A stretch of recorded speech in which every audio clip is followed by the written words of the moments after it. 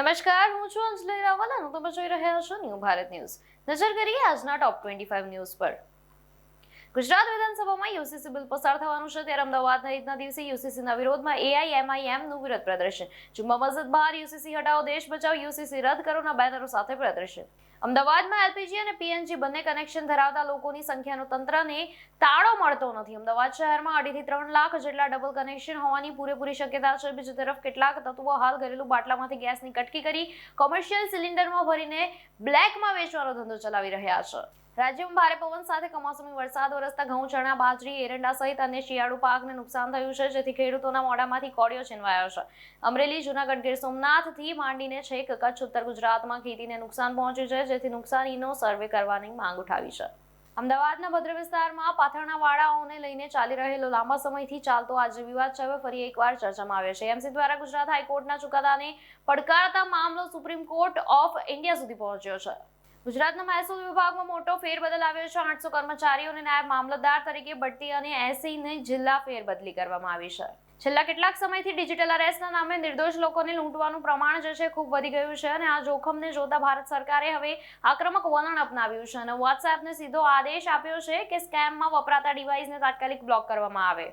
સૌરાષ્ટ્રમાં સિંગતેલના ભાવમાં વધારો થયો છે અને સિંગતેલનો ડબ્બો ₹2930 પાર પહોંચ્યો છે. ત્યારે 3 મહિનામાં સિંગતેલ ₹300 મોંઘું થયું છે અને મબલક મગફળીની આવક છતાં સિંગતેલ મોંઘું થયું છે.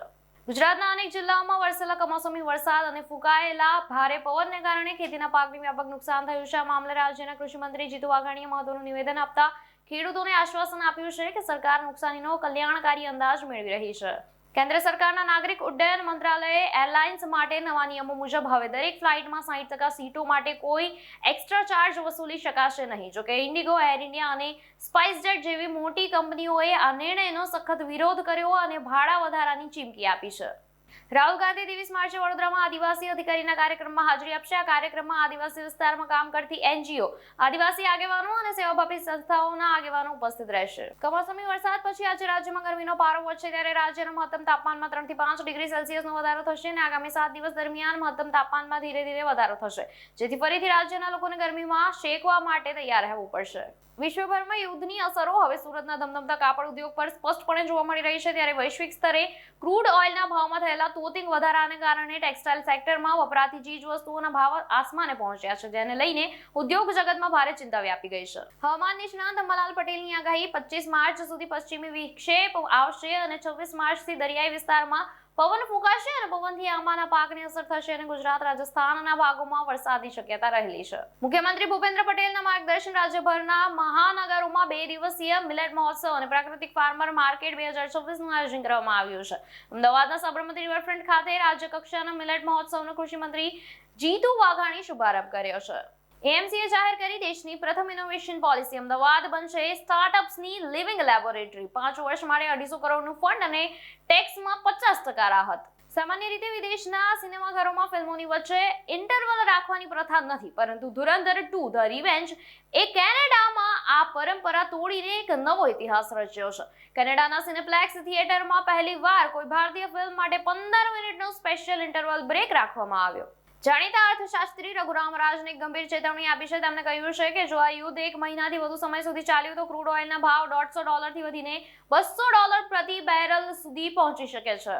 સુરત એરપોર્ટ પર એર ઇન્ડિયા ફ્લાઇટમાં તપાસ દરમિયાન અંદાજે 2 કિલો જેટલો કિંમતી હાઇબ્રિડ ગાંજો ઝડપી પાડવામાં આવ્યો છે. ત્યારે આ સાથે જ સંકળાયેલા 3 મુસાફરોની કસ્ટમ્સ વિભાગે ધરપકડ કરી છે. ગુજરાતમાં આરટીઈ પ્રવેશ પ્રક્રિયામાં મોટો ફેરફાર કરાયો છે. શાળાઓની મનમાની પર લગામ લગાવવામાં આવી છે અને વાલીઓને સ્કૂલ પસંદગીનો અધિકાર આપવામાં આવ્યો છે અને સ્કૂલ પાડી જે છે એની પસંદગી વાલી કરી શકશે.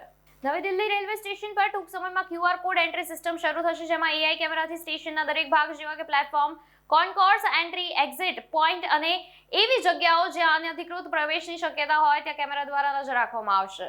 આ અઠવાડિયે સોના અને ચાંદીના ભાવમાં મોટો કડાકો નોંધાયો છે. સોનાના ભાવમાં એક જ સપ્તાહમાં ₹11,000નો ઘટાડો આવતા જ તે 1.45 લાખ રૂપિયા પ્રતિ 10 ગ્રામ પર આવી ગયું છે. ત્યારે ચાંદીના ભાવમાં પણ ₹28,000નો ધરખમ ઘટાડો જે છે જોવા મળી રહ્યો છે. Central board of director taxes દ્વારા ઇન્કમ ટેક્સ નિયમ 2026 નોટિફાય કરવામાં આવ્યા છે અને આ નવા નિયમો 1 એપ્રિલ 2026 થી અમલમાં મૂકવામાં આવશે. ત્યારે આ ફેરફારોમાં પગારદાર કર્મચારીઓને મળતા એલાયન્સ અને સર્વિસીસના ટેક્સ જે છે એ ટેક્સેશનમાં મોટો સુધારો કરવામાં આવ્યો છે. અફઘાનિસ્તાનની વારે આવ્યું ભારત. પાકિસ્તાની એર સ્ટ્રાઇકમાં 400 મોત બાદ ભારતે 2.5 ટન કટોકટીની તબીબી સહાય કાબુલ મોકલી છે. ત્યારે આ કાબુલ મોકલેલી જે સહાય છે ત્યારબાદ આ સહાયમાં દવાઓ, મેડિકલ કિટ્સ અને અન્ય જરૂરી તબીબી ઉપકરણોનો સમાવેશ થાય છે. એર ઇન્ડિયાની મોટી બેદરકારી. મંજૂરી વગર વિમાન કેનેડા મોકલ્યું. 7 કલાક હવામાં રહ્યા બાદ દિલ્હી પરત આવ્યું. આ ઘટના પાછળનું મુખ્ય કારણ એ હતું કે જે બોઈંગ વિમાન મોકલવામાં આવ્યું હતું તેને કેનેડામાં લેન્ડિંગ માટેની નિયામક મંજૂરી ન હતી. પશ્ચિમ બંગાળ વિધાનસભા ચૂંટણી 2026 માટે મમતા બેનર્જીએ ટીએમસીનો ચૂંટણી ઢંઢેરો જાહેર કર્યો છે. તેમણે વચન આપ્યું છે કે બંગાળની લોકપ્રિય લક્ષ્મી ભંડાર યોજના ક્યારેય બંધ કરવામાં આવશે નહીં અને રાજ્યના દરેક ગરીબને પાક્કું ઘર તેમજ પાણીનું કનેક્શન આપવામાં આવશે. આવા જ ટોપ 25 ન્યૂઝ જોવા માટે જોડાયેલા રહો ન્યૂ ભારત ન્યૂઝ સાથે. નમસ્કાર.